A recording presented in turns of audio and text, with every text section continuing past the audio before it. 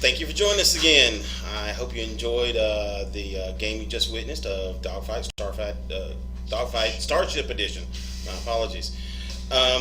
Once again, we have Michael Fox here with us as the creator of this game, and we wanted to show off some of the decks and some of the art.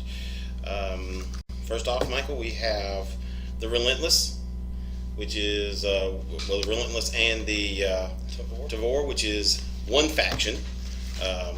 There's these three here, which is Intrepid, Achilles, and what's the other one?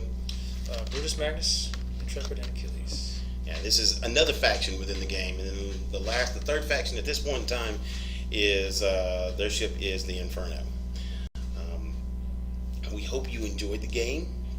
We want to show you now some of the customizability of the game, as in we can change the mat to where you won't be playing on just with the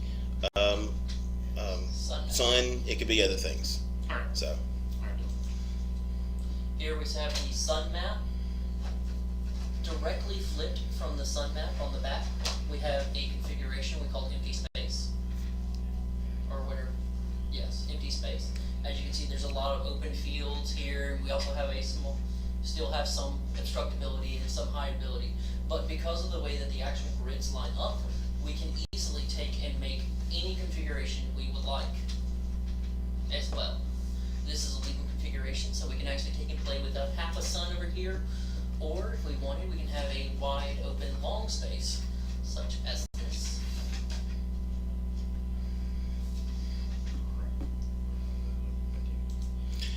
okay, I enjoyed the game, to be honest with you. Michael, is there anything else that you want to talk about your game? There are a lot of experiments built into Dogfight. I wanted a game that was highly customizable. Part of the reason for that is I wanted to find out if it was possible to make a game that did not have a lot of what I thought to be unnecessary limitations on the player. A lot of these other games on the market, which I like a lot, just to keep them from falling apart, had to impose certain restrictions and certain rules to keep the game flow going. But I wanted to know if it was possible to build a game that gave as much customizability and freedom to a player to open up any number of possibilities. So there is no deck minimum, right, in this game. If you can pull it off with 8 cards, go for it. I have lost to an 8-card deck. Only once, though. And currently, there is no maximum limit to the number of copies of any card, with very few exceptions. So normally, if you want 50 or 75 copies of one card, go for it. That may not work for you, but you can try that. As you saw, the map is very customizable. We also have a map expansion set available at Crimson Castle that has these 2 maps that were shown.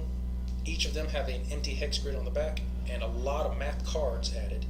So you can add new start spaces, cover up obstructions, add new obstructions. Totally customizable map. The decks are of course, meant to be totally customizable, just like Yu-Gi-Oh! Or Magic or any of these other games. So I've got the 2 concepts together, a tactical board game with customizable card game, and it's worked beautifully for 10 years now. And we hope there'll be other additions, or not just additions, but other add-ons coming later on. I know we've talked about other factions and possibly adding in miniatures if we can get that done. So there's hopefully other things going on with this. At this point right now, the only place you can get it is at the Crimson Castle. So if you enjoyed watching this and you enjoyed the game, come down. You can actually almost every Friday night see Michael here at the castle demoing the game. Come down here and play with the owner himself. I'm sure he would love to show you how to play the game.